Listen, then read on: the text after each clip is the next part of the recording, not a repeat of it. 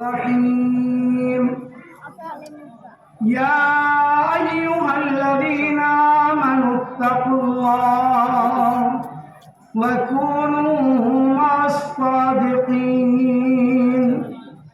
قال النبي صلى الله عليه وسلم خيركم من تعلم القرآن وعلمه.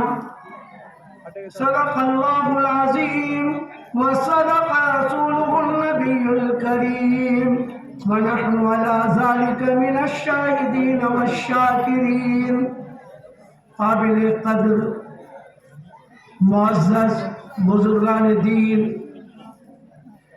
اسٹیج پر تشریف فرما صدر محترم و ہمارے مشفق اساتذہ کرام و علماء اعظام اور علاقے کے دیگر معزز شخصیات، اس میں ہمارے وہ معزز برادران وطن ہیں جس علاقے میں یہ مدرسہ واقع ہے.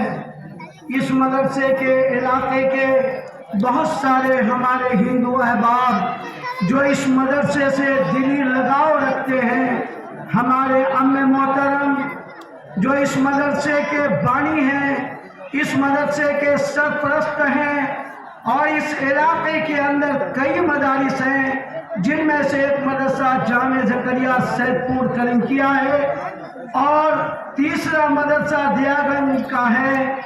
ان تمام مدارس کے بانی ہیں، اس مدرسے کے ذمہ دار ہیں، اور علاقے کے بے شمار مساجد ہیں جو علاقے کو انہوں نے دیا اور علاقے کی تاریکی کو دور کیا اور علاقے کی ضلالت و گمراہی کو دور کرنے کے لیے انہوں نے جو خدمات پیش کی وہ ہمارے مشفق چچا حضرت مولانا کبیر الدین فاران مظاہری ہیں، جو صدر ہیں ابو الحسن علی ایڈوکیشنل اینڈ ویلفیئر ٹرسٹ کے، اور سیکریٹری ہیں حضرت مولانا ارشد کبیر خاقان، جنہوں نے اپنی محنت سے اس علاقے کے اندر مدرسے کا جال بچھایا، مساجد کا جال بچھایا، مکاتب کا جال بچھایا.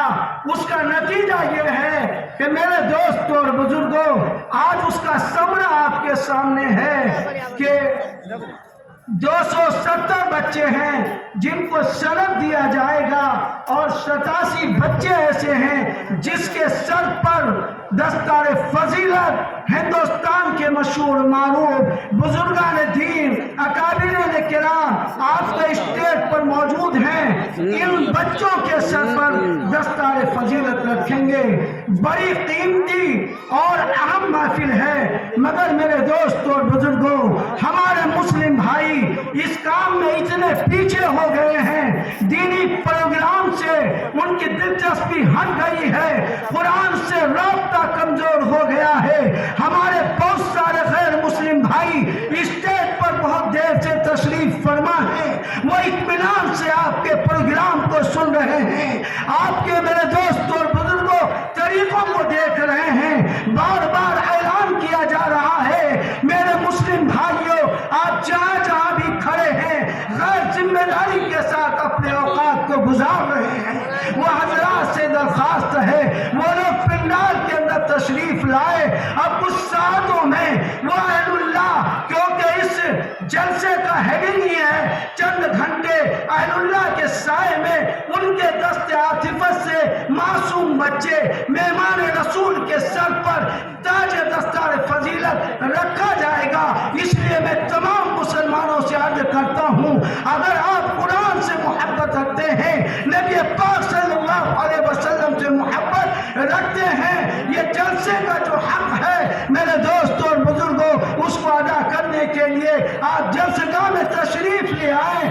اس مجلس کے مقام کو آپ کیا سمجھ رہے ہیں میرے دوستوں اور بزرگوں؟